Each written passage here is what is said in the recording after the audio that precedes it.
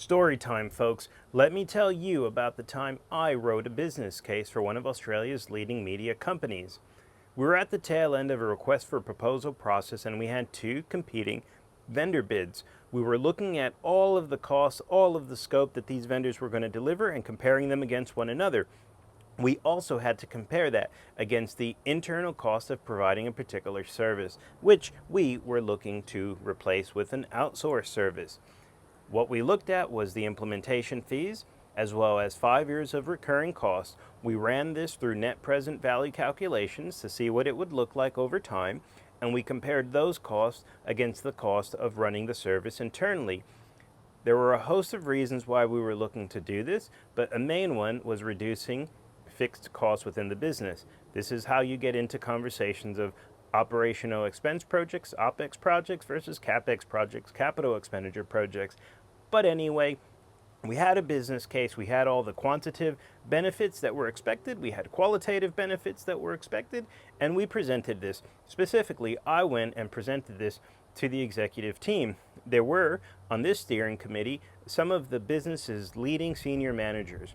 When we made the presentation, the net present value calc was proposing a very slim and high-risk implementation.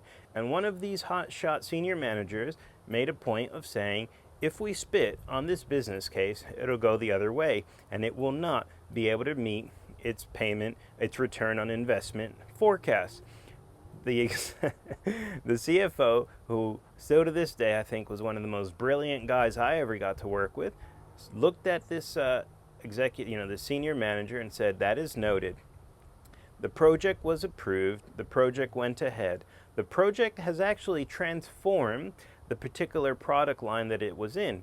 It was the beginning of cloud. It was the beginning of integrated services. I won't say what, at least not in this video, but one of the interesting things that happened afterwards, and it taught me a lot about corporate politics and how projects and other decisions get made, is that hotshot executive who I was telling you about, who said, this project probably shouldn't be approved because if something happens, then the project return on investment won't get met.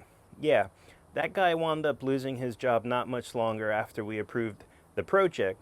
So just be aware that just because in the world we live in, we are very much bubble wrapped and thinking, oh, all these things are fair and equitable, but the reality is motherfuckers are cutthroat out there. So please be aware that it's not always so nice when things are done in the back room.